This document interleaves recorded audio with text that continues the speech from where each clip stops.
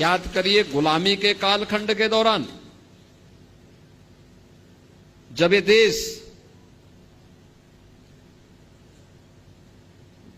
भारत और भारतीयता की विस्मृति के दौर से गुजर रहा था, गुलामी की कालखंड से गुजर रहा था, तब शिकागो की धर्म सभा में इसी परंपरा में पैदा हुआ एक सन्यासी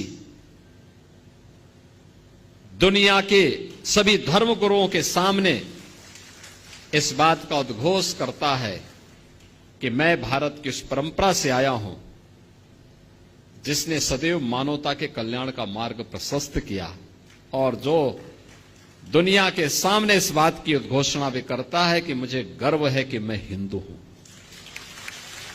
तो स्वामी विवेकानंद, याद करिए, इसी परंपरा में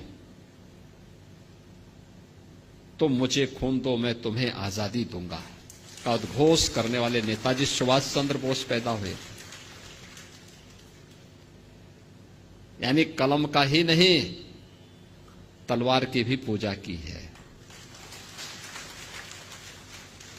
और दोनों के समन्वय से ही समाज और राष्ट्र की व्यवस्था चलती है। याद करिए,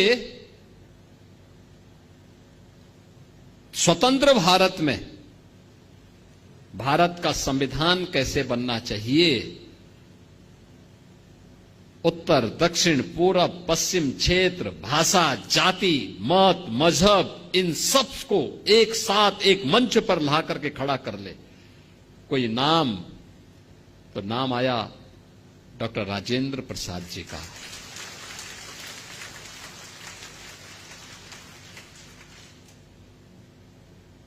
डॉक्टर राजेंद्र प्रसाद जी का। स्वतंत्र भारत में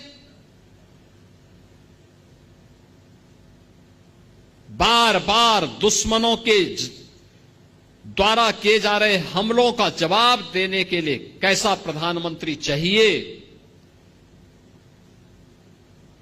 तो लाल बहादुर शास्त्री ने 1965 में पाकिस्तान को नाकों चने चबवा करके स्वतंत्र भारत में पाकिस्तान को उसकी औकात दिखाने का काम भी किया था।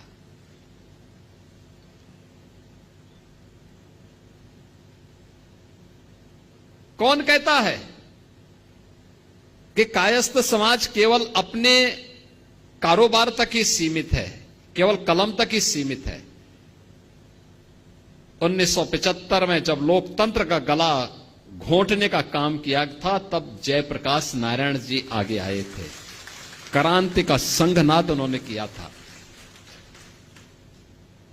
और जब लोग ये बोलते थे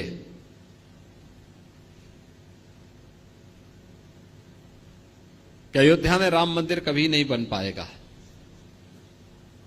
तो महर्षि महेश योगी जी ने हॉलैंड में राम के नाम पर सिक्का चालू कर दिया था।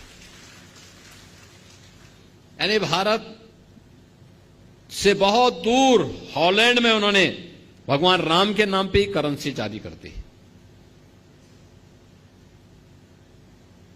यानी एक ऐसी परंपरा, अगर आप हिंदी साहित्य में जाएंगे, उपन्यास की विशिष्ट शैली जो भारत की उस समय की ग्रामीण पृष्ठभूमि को प्रस्तुत करता है। मुंशी प्रेमचंद इसी गोरखपुर की धरती पर उन्होंने अपना उपन्यास यहां रचने का काम किया था।